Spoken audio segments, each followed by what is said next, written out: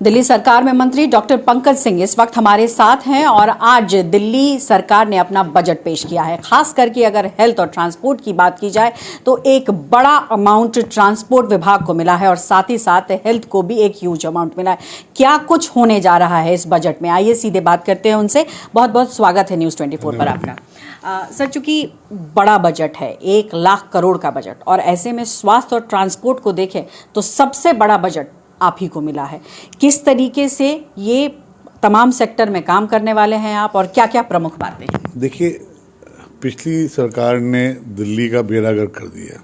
चाहे वो ट्रांसपोर्ट की बात करें, चाहे हेल्थ सेक्टर की बात करें, स्टाफों की कमी, कंस्ट्रक्शन की कमी, सामानों की कमी, ये सब चीज़ें आपके सामने हैं। और हम अपने प्रधानमंत्री जी के वचनों, उनके सिपाही हैं। हमारे प्रधानमंत्री ने जो दिल्ली की जनता को विश्वास जताया था, हमारे मुख्यमंत्री जी ने बहुत अच्छा बजट पेश किया है। और हेल्थ के लिए खासकर और ट्रांसपोर्ट के लिए बजट चाहिए था कि हम अपनी इनिशियली चीज़ें पूरी स्टार्ट कर पाएँ।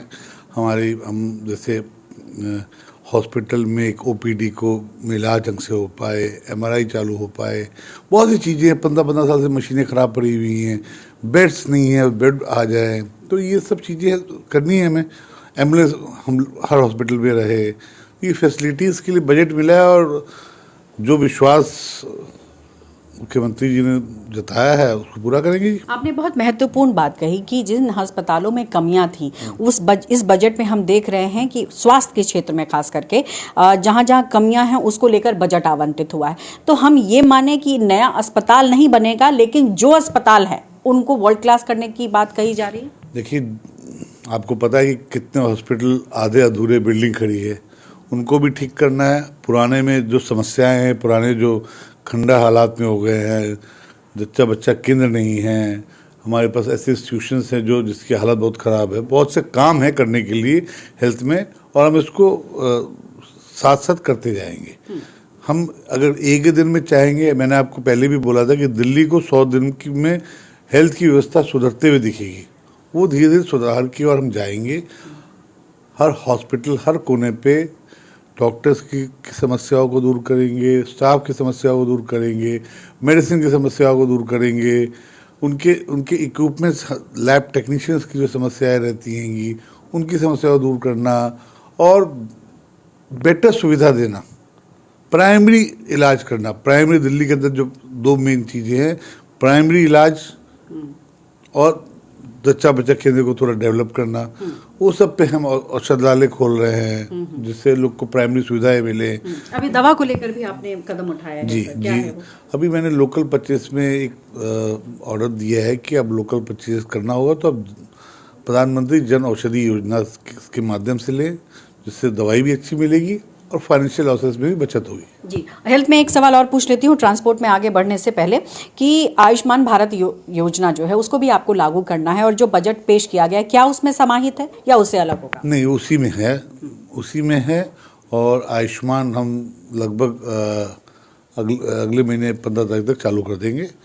10 तक हमारा MOU साइन हो जाएगा तो हम 15 से पोर्टल पे ले आएंगे। और आयुष्मान दिल्ली की जनता के लिए, जो दिल्ली की जनता को हमारी पार्टी ने वादा किया था, वो लागू कर देंगे। 12,000 करोड़ से ट्रांसपोर्ट को है, क्या मुख्य बिंदु हैं, किन किन चीजों में बदलाव होंगे और क्या प्रमुख बातें हैं जो हमारे दर्शकों को आप बताएंगे? देखिए, ट्रांसपोर्ट की स्थिति, ट्रांसपोर्ट का घाटा, ट्रांसपोर्ट की व्यवस्था आपके सामने है। इसमें सब कुछ बदलाव करना है। पहली चीज़ हमें इलेक्ट्रिक बसें लानी है, जो हम टारगेट पे हैं कि जैसे बसों की कमियां ना आए दिल्ली की जनता को।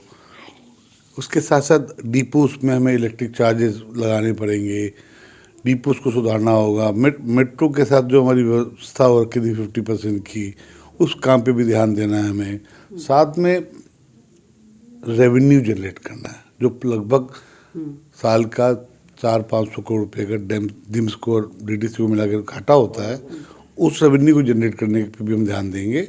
तो रेवेन्यू जनरेट करने से पहले अपने इंफ्रास्ट्रक्चर को मजबूत जब तक नहीं करेंगे तो रेवेन्यू जनरेट नहीं होगा। विपक्ष ये आरोप लगा रहा था कि जब ये बीजेपी सरकार में आएगी, देखिए महिलाओं को जो फ्री बस सेवा मिलती थी वो हट जाएगी, और वो पिंक पर्ची को लेकर भी कई बार सवाल उठते थे।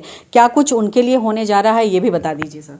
मैडम देखिए, भ्रष्ट मुक्त सारी सुविधा चलती रहेंगी। इनकी जो भ्रष्टाचारी थी वो नहीं काम चलेगी, जो सुविधा थी वो यथावत चलती रहेंगी। कार्ड बनने जा रहे हैं सर कुछ? कोई कार्ड नहीं, उस समय भी एक जो विषय हुआ था दूसरा विषय हुआ था।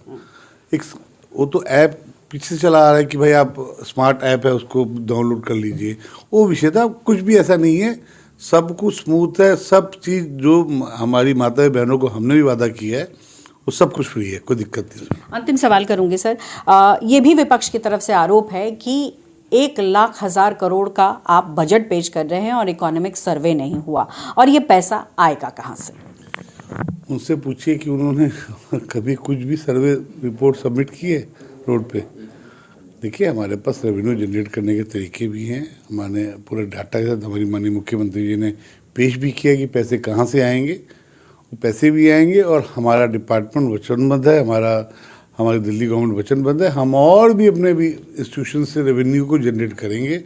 मैं आपको विश्वास दिलाता हूँ कि दिल्ली ट्रांसपोर्ट कॉर्पोरेशन अगली बार आपको प्रॉफिट में दिखेगी, घाटे में दिखेगी। बहुत बहुत शुक्रिया न्यूज़ 24 से बात करने के लिए। तो साफ तौर पर कदम बढ़ाते जाएंगे और हर कदम पे दिल्ली की तस्वीर बदलते जाएंगे, ये कहा है डॉक्टर पंकज सिंह ने। कैमरा पर्सन हरविंदर ढिलन के साथ पल्लवी झा, दिल्ली न्यूज़ 24।